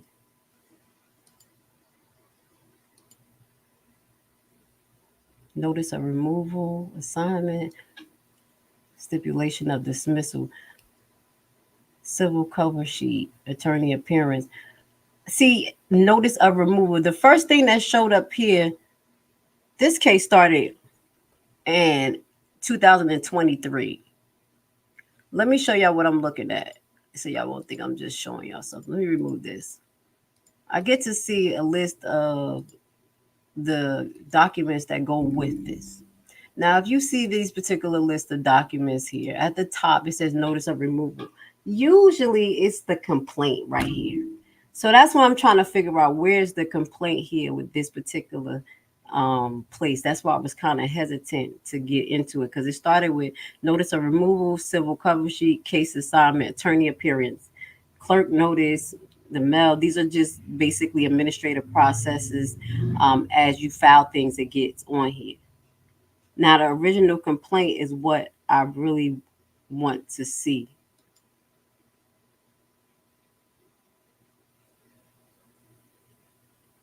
Y'all see, I got to do a little bit more research. That's why I was hesitant about the LACEY'S Place, because the original complaint is not here. Let me just pull this up.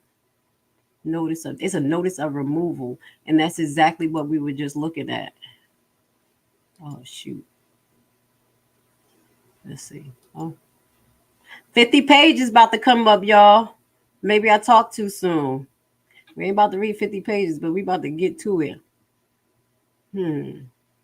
Let me pull this up on the screen for you guys to see what I'm looking at. I'm just going to see, can I get to the foundations of the case?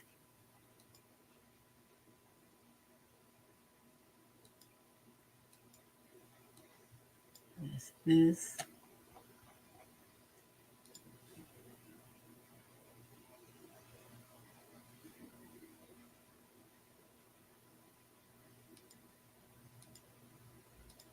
Is that it?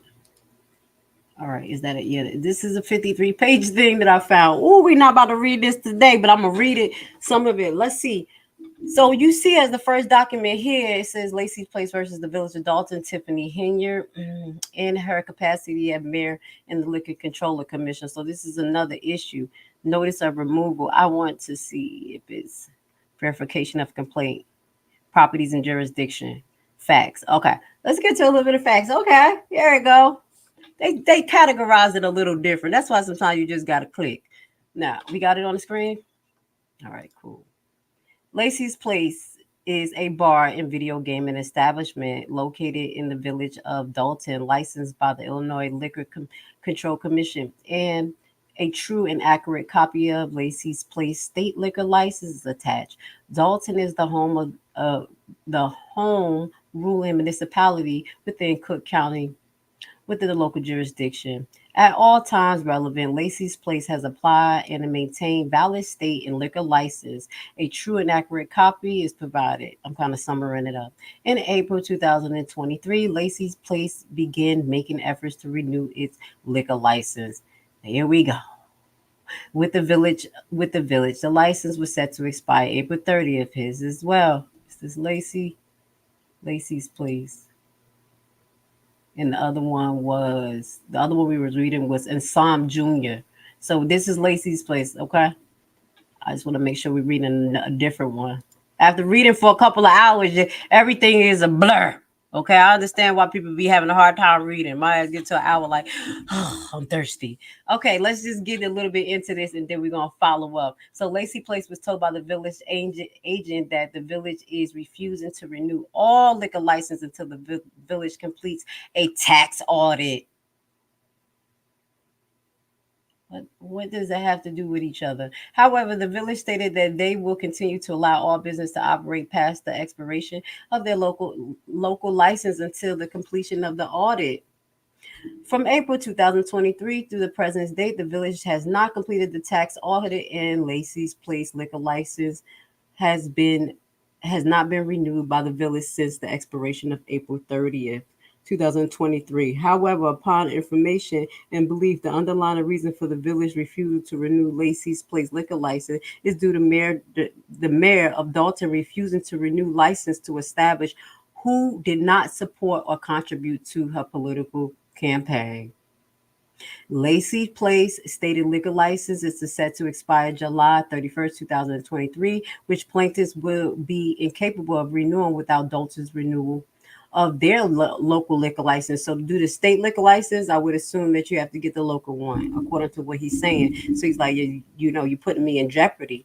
Dalton has not provided Lacy's Place with a letter or any form of writing to share with the State Liquor Comptroller Commission, justifying its basis for not renewing plaintiff's liquor license.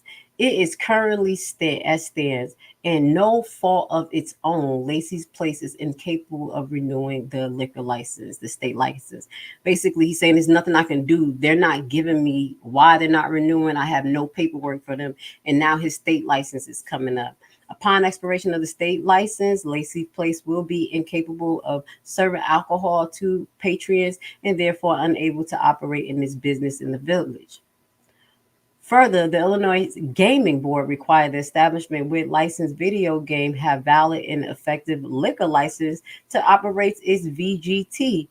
Lacy's Place, a video game parlor will have the VGT shut down by the IGB without the effective state liquor license. So it's going to be like a catalytic effect, a domino effect, if this one doesn't get renewed. This in turns would cause Lacy Place to be totally inoperable and result in a significant loss in revenue and its reputation. So I think they started to run to foul these things. That's why I said this is connected to some ongoing one, but he probably refiled or updated it based on his license that expired on 4/30, which was like 15 days ago. They had to rejuvenate the case and start to show that they're pursuing to get this done correctly. Okay, closed mouth, don't get fed. And if you don't do what you have to do as far as doing your paperwork, even if they're giving you to run around, you show proof. So this is what he's using for his case to say, hey, I'm in compliance, I'm trying, and this is what's going on. At all time revealed, Lacy Place had remained in good standing with the state and local liquor control commission, and there has never been any issues with Lacy Place Dalton location that in any way jeopardizes his ability to hold his liquor license. Lacy's Place is unable to proceed with renewing the state liquor license due to Dalton's ongoing misconduct, causing harm to Lacy's Place reputation, customer relationships, sale, and revenue. So he's stating the damages right now. That's state the damages. Contracts with vendors are and ability to attract new patrons in Dalton as a result of the Dalton's refusal to renew Platinum's liquor license. Lacy's Place will suffer incomparable injuries in the absence of adjudicative relief. So there's legal relief. Lacy's Place state's liquor license is set to expire July 31st, 2023. Without the ability to renew its license, Lacy Place employees and customers will be in a state of panic. Without any ability to hold a valid liquor license and without affording Lacy's Place the meaningful administrative hearing process, Dalton will continue to interfere with Lacy's Place business, reputations, and goodwill. Lacy Place does not have the adequate remedy at law. Without receiving both the administrative hearing and decisions from the village, Lacy Place is incapable of exalting all possible administrative remedies. And that's what I was telling you. Administratively, she's doing it wrong. So it's even stopping him to pursue. The only way that now they can move forward is just sue. Because she's not giving a hearing. And obviously, if he had a hearing, he probably would have been in the same hearing with those two fools and lost his license. Delgado and the other gentleman who she used to set up people. Terribleness. Henyard, if you're watching, you're terrible. You're terrible. So Lacy Place business reputation and relationship with the customer will be severely damaged. Lacy Place may not financially recover from such drastic actions by the village. This would in turn affect Lacy Place reputation, which the IGB and the Illinois Liquor Commission, to no fault of the plaintiffs. Further, Lacy Place would lose an immeasurable number of VGT players, customers, if the VTG at the establishment was shut down. So it's video game plays. And it's probably, well, I can't say younger kids. That's adults who drinking and playing video games. But anyway, Lacy's Place losses of players, customers cannot be broken down to a monetary value. And a monetary award would not remedy the plaintiff injury. Well, I don't think you should put that. You should be like, I can estimate based on inflation and how many customers I had last year before you came in. Don't never say that you can't. But I think they saying that so because if the judge make the decision on how much is the damages, sometimes it be exerted, like with the Cardi B and Tasha K. That was literally exacerbated how much she had to pay Cardi B for that. And they made the decision, the judge. Okay? They made the decision when it was bringing down the sentence. So that's probably why they said it like that. But I'll be calculating everything. And if times inflation. Okay. Further, Lacy Place will lose in an immeasurable number. We talked about that, the VGT players, and which is good because he probably had a good grip on that industry. This is something that was coming up. That's coming up now. You know, people starting to have fun together, go places. These are the things that we need to get together. So he was bringing life to Dalton, bringing the older people out. Okay. Lacy Place has also demonstrated a significant possibility of such on the merit of its case to be granted adjudicative relief. First, so he said, I need my license. That's what he want. He don't care about nothing. He don't want no money. He just want his license back so he can get back running. First, Lacy Place due process rights has been violated by Dalton refusing to renew its liquor license since its expiration of April 30th, 2023, without any form of administrative hearing and decisions being issued. Furthermore, there is no evidence that could indicate that Lacy's Place license was not renewed at its own determined. Like there's nothing that they did. Rather than the pursuant bias for no license being issued is that the Dalton tax audit is still going. Nothing caused plaintiff own doing. I have to figure out what this taxes has to do with this, because that's not the same basis that they use for the other case. Because with the other case, they could have, said that the cop said all of this and all these bad things was happening. That's why we want to shut it down, and use the second foundation that the taxes need to be renewed. Now, I can't see how the two mix, but if y'all could, please educate me. I love to learn. All right. So this is an excuse, but they didn't use this in the last case. Delgado. He's trying everything. Okay.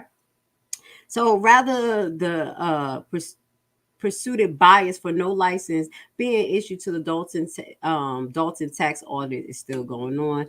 Nothing causing the plaintiff on doing. Dalton will not suffer any hardship by renewing Lacy's Place liquor license in order for the business to remain open and compliant with Illinois law.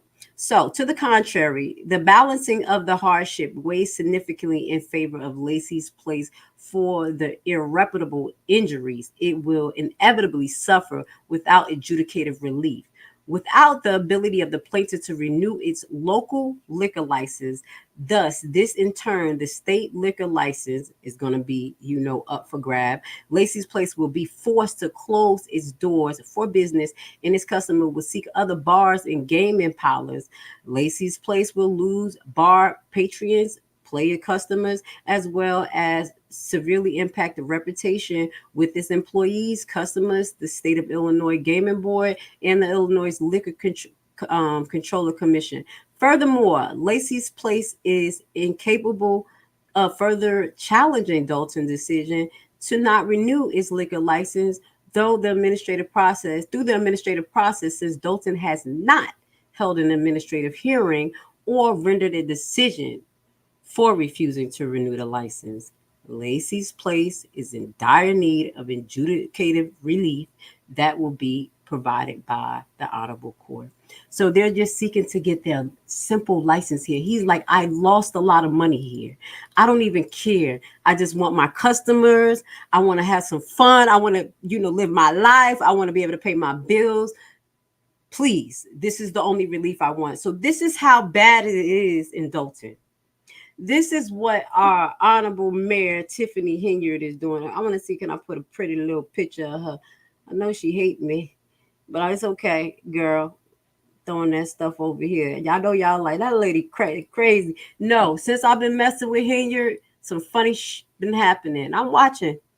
I know spiritual warfare, baby. You can't touch me. All the thumbnails came back up after I started talking to y'all about the thumbnails. If y'all don't remember, I mentioned to you guys that I have CAFÉ, and when I went into CAFÉ, all of Miss Dalton, Henry, I call her Miss Dalton because her ass owned the shit. She owned Dalton. Miss Henyard, all her pictures came off of my CAFÉ. All right, so this is the before picture of Miss Henyard. I'm going to say this. I'm going to send some prayers out for Miss Henyard, because I don't like to see us actually go after each other. But in this case, we have no choice. The chick must unseat the seat immediately. There are people whose lives are in danger, allegedly shooting up people's houses. Businesses are in danger.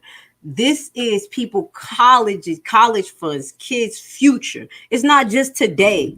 These people built these businesses to have a legacy, not to just say, oh, I got a business.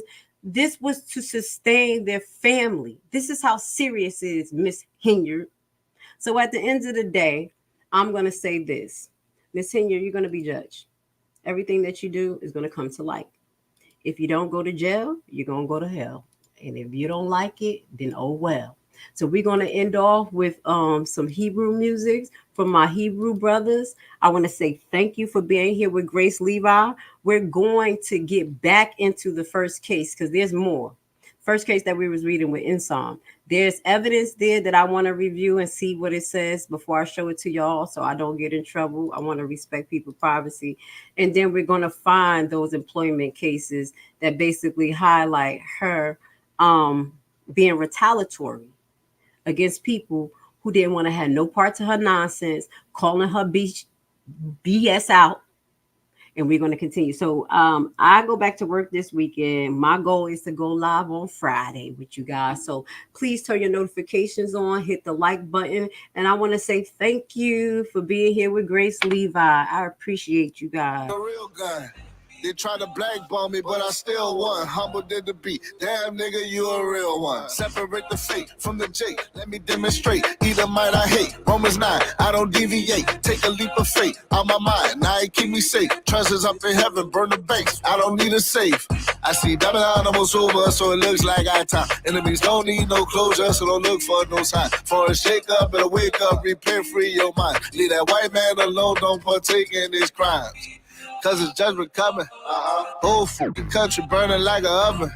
And how was shot coming and you thought he wasn't? Dummy, you niggas really thought he wasn't. Where he at? I was up, I was down, now I'm back. Hit me with a hard one, that's a snack. Thought that I was down for the count, now I'm back. I want my spot back, roger that. Where he at? I was up, I was down, now I'm back. Hit me with a hard one, that's a snack. Thought that I was down for the count. Now I'm back. I want my spot back. Roger that. Roger that.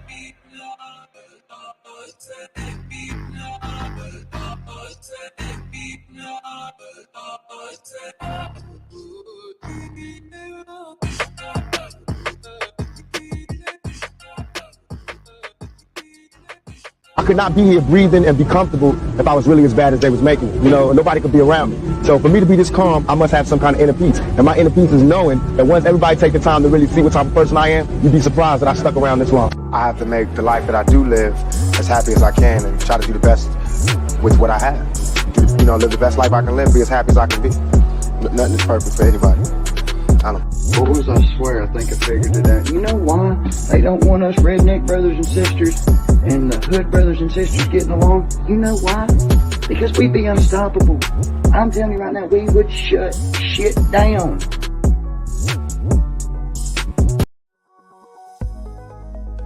The real estate market often seems like a distant world where only an elite of experts is successful. In a time of so much uncertainty in the air and bad news, real estate investing can seem intimidating. But today, I want to tell you that if you make the right decision today, you can enter the real estate market from the back door. Bad credit record? No credit at all. Do you dread the idea of having a home loan? Do you dream of owning investment properties? You are in the right place and right time, because we have created a program which is a tax lien and deed investment online course of only 14 hours. This course is specially designed for people like you who have big dreams. You will learn at your own pace